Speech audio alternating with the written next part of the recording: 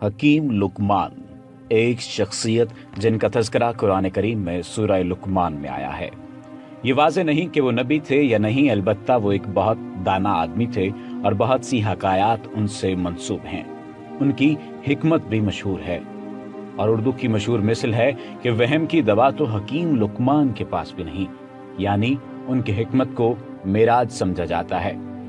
حکیم لقمان اللہ سے بہت محبت کرتے تھے اور ان کا ایمان بہت طاقتور تھا۔ حضرت لقمان کی مدح و ثنا اور ان کی بعض نصیحتوں کا تذکرہ قرآن میں بڑی عظمت و شان کے ساتھ بیان کیا گیا ہے، اور انہی کے نام پر قرآن مجید کی ایک سورت کا نام سورہ لقمان رکھا گیا۔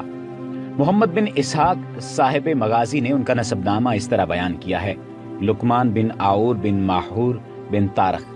یہ طارق وہی ہیں جو حضرت ابراہیم خلیل اللہ علیہ السلام کے والد ہیں، اور مورخین نے فرمایا کہ آپ حضرت ایوب کے بھانجے تھے، اور بعض کا قول ہے کہ آپ حضرت ایوب علیہ السلام کے خالہ زاد بھائی تھے۔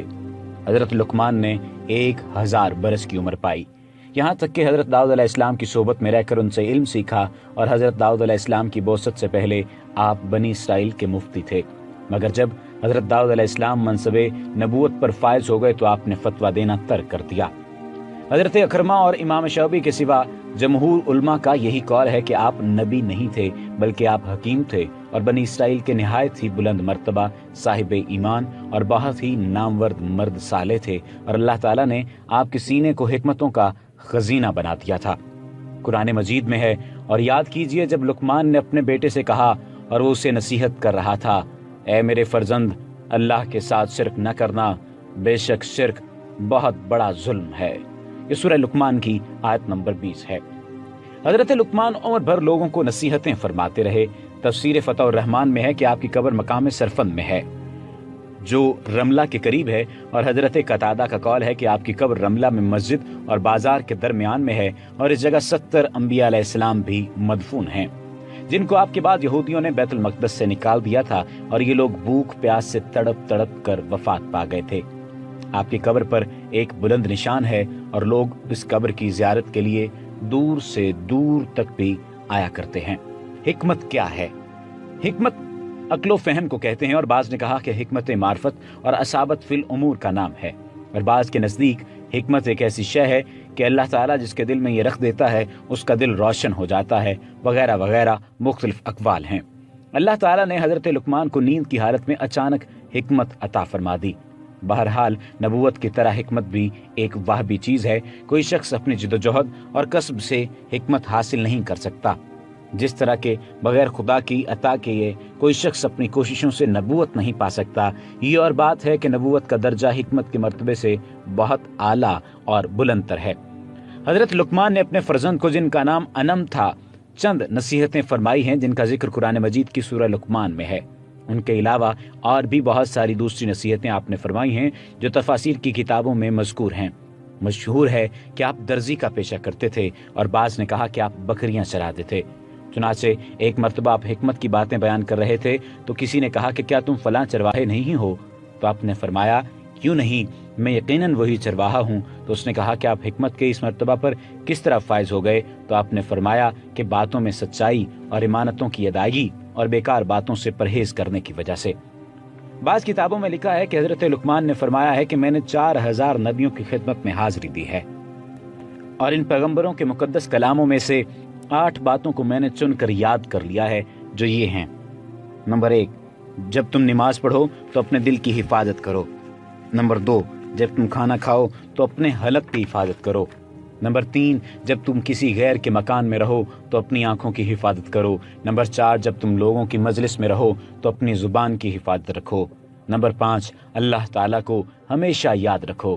نمبر 6، اپنی موت کو ہمیشہ یاد کرتے رہا کرو۔ نمبر 7، اپنے احسانوں کو بھلا دو۔ نمبر 8، دوسروں کے ظلم کو فراموش کر دو۔ ان کی دانائی سے لبریز باتوں کی کچھ مثالیں بھی ہیں۔ سورہ لقمان کی آیت نمبر 18 ہے: اور لوگوں سے غرور کے ساتھ اپنا رخ نہ پھیر، اور زمین پر اکڑ کر مت چل، بے شک اللہ ہر متکبر، اترا کر چلنے والے کو ناپسند فرماتا ہے۔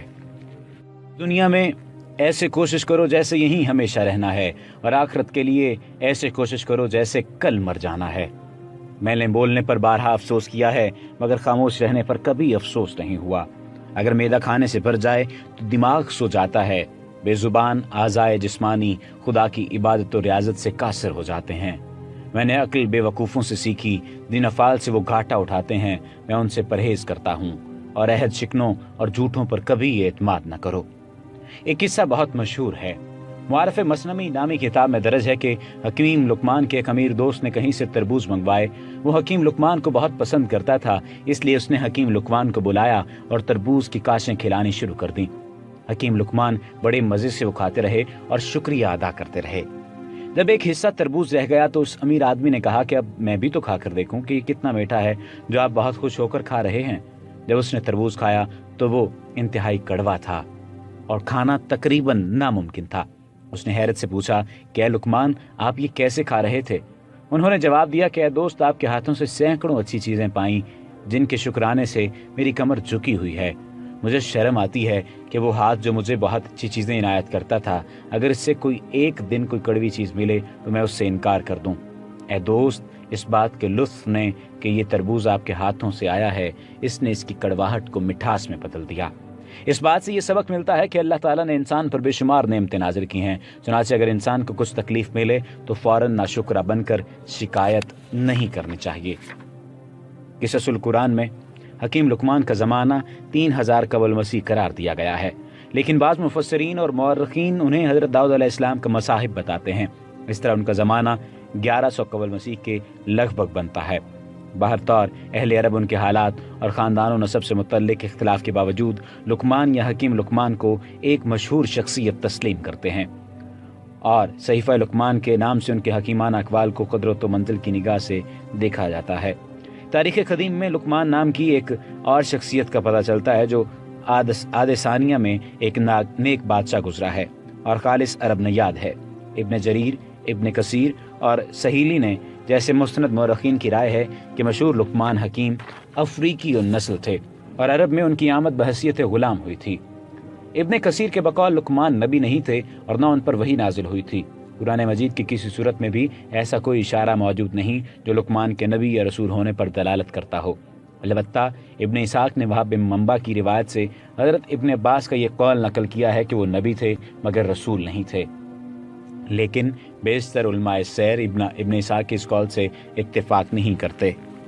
इब्न इसाक के इस कौल से जो बात मालूम होती है वो चूँकि इत्तेफाक नहीं किया जाता तो रुजुल अनफ में दर्ज है और तफसीर इब्न कसीर में लुकमान का शजरा नसब लुकमान बिन अनकाया सारा बिन संदून दर्ज है। इन कुतुब के मुताबिक वो सूडान के नूबी कबीला से ताल्लुक़ रखते थे।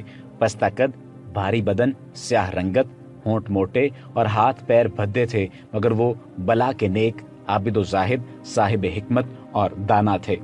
अल्लाह ताला ने उन्हें हिकमत से वाफर हिस्सा अता फरमाया था। तारीख़ इब्न कसीर में हज़रत इब्न अब्बास रज़ी अल्लाह तआला अन्हु से मनकूल है कि लुकमान नजारी का पेशा करते थे। अलबत्ता सईद बिन मसीब के बकौल लुकमान मिस्री सोडानी थे और उनके होंठ बहुत मोटे थे। अल्लाह ने उन्हें अगरचे नबूवत अता नहीं की मगर हिकमत व दानाई से वाफर हिस्सा दिया। अब्दुर्रहमान बिन हरमला कहते हैं कि एक मरतबा एक हबशी सईद बिन मसीब के पास आ निकला और कुछ सवाल किया। उन्होंने कहा कि तू इस बात से दिलगीर न हो कि काला हबशी है, इसलिए कि सूडानियों में 3 आदमी दुनिया के बेहतरीन इंसान हुए हैं, हज़रत बिलाल हबशी रज़ी अल्लाह तआला अन्हु, हज़रत उमर रज़ी अल्लाह तआला अन्हु का गुलाम माजा और लुकमान हकीम जो सूडानी नोबी थे और उनके होंठ बहुत मोटे और भद्दो थे। मशहूर मौर्रख मोहम्मद बिन इसा कहते हैं कि लुकमान हकीम अरब के मशहूर कबीले आद यानी अरब बायदा की नस्ल से थे और गुलाम नहीं बल्कि बादशाह थे। वहाँ बिन मंबा का कहना है कि जब शद्दाद बिन आद का इंतकाल हुआ तो हिकमत उसके भाई लुकमान को मिली और अल्लाह ने लुकमान को वो चीज़ अता फरमाई जो उस ज़माने के इंसानों में से किसी को नहीं अता की थी। अल्लाह ताला ने ऐसे इंसानों के बराबर इतरा को आयसा वहासा अता फरमाया था। इदराक और वहासा अता फरमाया था यानी हवास की जमा है, और वो अपने ज़माने के लोगों में सबसे ज़्यादा तवील कामत थे। वहाब ये भी कहते हैं कि लुकमान बिन आद का नसब बलतात बिन सिल्क बिन वाइल बिन हमीर था और वो नबी थे लेकिन रसूल नहीं। अर्जुल कुरान के मुसन्निफ भी यही दावा करते हैं कि लुकमान हकीम और लुकमान बादशाह एक ही शख्सियत है और वो आद सानिया के नेक बादशाहों में और बहुत बड़े हकीम व दाना थे और अरब में लुकमान के नाम से जो सहीफ़ा मंसूब था वो उन्हीं लुकमान आद का है। قصص القرآن میں سورہ لقمان کی آیت 12 تا 19 کا ترجمہ درج ہے۔ اس کے مطابق لقمان نے اپنے بیٹے کو جو نصیحتیں کی ہیں ان میں ان باتوں پر زور دیا ہے کہ لوگوں کے ساتھ حسن و اخلاق کے ساتھ پیش آنا چاہیے، یہ نہ ہو کہ از راہ غرور منہ موڑ لیا جائے اور خدا کی زمین پر اکڑ کر چلو۔ میں یہ اس لیے کہہ رہا ہوں کہ اللہ تعالیٰ اور خدا کی زمین پر اکڑ کر نہ چلو، میں یہ اس لیے کہہ رہا ہوں کہ اللہ تعالیٰ مغرور اور اکڑنے والوں کو پسند نہیں کرتا۔ ہمیشہ رفتار میں میانہ روی قائم رہنی چاہیے اور آواز گفتگو میں نرم رکھو، اس لیے کہ چیخنا چلانا انسانوں کا کام نہیں۔ اگر کرخت اور بے وجہ بلند آواز پسندیدہ چیز ہوتی تو گدھے کی آواز قابل ستائش سمجھی جاتی، حالانکہ اس کی آواز بدترین آواز شمار ہوتی ہے۔ قصص القرآن کے مصنف کہتے ہیں کہ حکیم لقمان اگر غلام ہوتے تو اپنے بیٹے غلام زادے کو یہ نصیحت نہ کرتے، اس لیے کہ غرور و نخوت، خود بینی و شیخی، کرختگی و خشونت ایسے اوصاف ہیں جو بادشاہوں، شہزادیوں، متمول و صاحب اور صاحب اقتدار انسانوں کے اندر ہی کثرت سے پائے جاتے ہیں۔ اس امر سے بھی اتفاق ہے کہ لقمان حکیم اور لقمان بادشاہ ایک ہی شخصیت ہے اور وہ عاد ثانیہ کے پیغمبر حضرت ہود کے پیروکار تھے۔ وہ حبشی الاصل نہیں لیکن عربی النسل تھے۔